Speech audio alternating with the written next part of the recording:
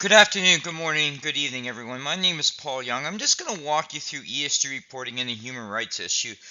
There's a lot of discussion around ESG reporting, mostly around the emission side, but the overall corporate and social governance is getting a lot more attention now, and especially in Europe, where Europe's moving forward with more insight around HR practices and especially around human rights issues. I'll talk about introduction a little bit. I'll get more specific around the ESG is what the goal of this presentation is. Here's a brief bio about myself. I've been working in corporate finance and IT solutions for close to 35 years. I deployed over 300 data AI solutions across geography industry. So I worked with a lot of data, a lot of challenges with that data to drive better business outcomes. I'm an expert in the environmental social governance, the ESG side.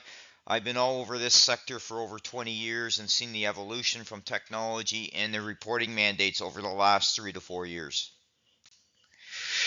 You can't have a discussion around whether you sell the goods or services without really truly understanding its impact. Now, if we look at countries around the world, and you can get these surveys done, like the business corruption thing or the human rights indexes, and you can see where countries rate within those indices. And the criticality here is if you're ordering products, and we'll take, for example, and I don't like just to pick on a country, but I'll use this as an example, the Congo, where a bulk of the cobalt comes from. They have been notoriously known to have issues with child practices, child labor. So when you start ordering product, whether that's also dealing with countries like the fashion comes from like sweatshops we've seen in the past with Joe Fresh with Loblaws, that you need more visibility of what's going on in your operations from your supply chain from the point of time you place the orders to the whole process and through the chain to get more traceability and understanding what's going on within your supply chain. This requires more audits to be done. This requires more traceability review of this and more certification of the overall products as part of the overall human rights, because you want to ensure that you're not in violation of any human rights issues within your organization or indirectly outside your organization span of control with suppliers. In 2029, Europe is moving forward with a mandate to provide more insight to the supply chain on human rights issues or related issues and how organizations are addressing it. This gives you an idea of the scope.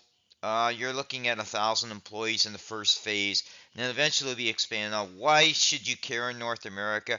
If you're doing business with the European companies or European affiliates, then any sort of mandate you need to be up to date or following what's going on and what the potential repercussion are for your organization.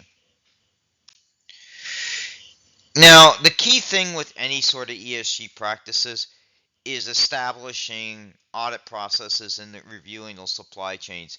And that includes certification. So if you're dealing with a supplier with, say, in Bangladesh or some other country that's got human rights issues, that you're working with that particular company or entity, you're working with audits in there. Maybe you're sending your internal audits or getting reports to do your own certification from it.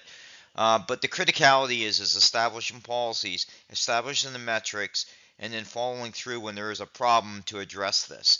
And that's what the whole idea of the mandate is, to provide better insights. And it could even include whistleblowing lines. It could include, you know, more discussions, more visibility in the supply chain, more, you know, just show up on spot audits without them even knowing that you're coming.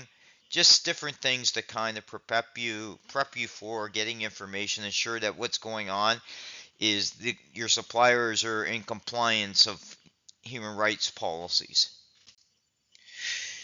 What violations are covered? As you can see here, it goes beyond just ecosystems. It's going into labor practices. It's going into water management.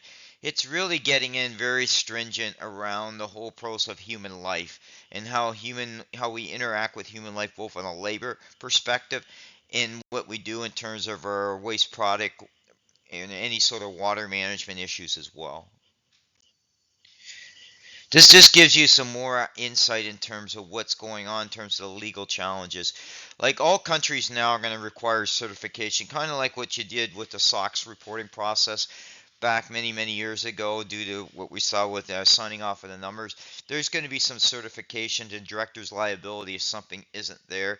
So you're really going to want to ensure that you have your GRC risk model up to date, and if in part of your audit programs and your as part of the GRC, which is the government risk compliance cycle, isn't aligned with the compliance, ensuring that you're following all your human rights, investigating human rights issues, driving change around human rights, just driving the cultural change. Tracing solutions are becoming more and more. This is just an example when a trust trace. I seen many months ago with Walmart was actually working with tuna shippers to make sure that their practices were sustainable fishing practices. And I think you're going to see more and more where they're using traceability stuff, get reports, they're going to review it. And again, they'll have to do some sort of spot audits and spot checks to do it, but traceability is part of the solution. What is next? Like anything else, companies can't wait to start to go forward with this 2029 objective from Europe. You're going to have to start planning now, just like you're doing with your other ESG policies. You're probably going to need a committee.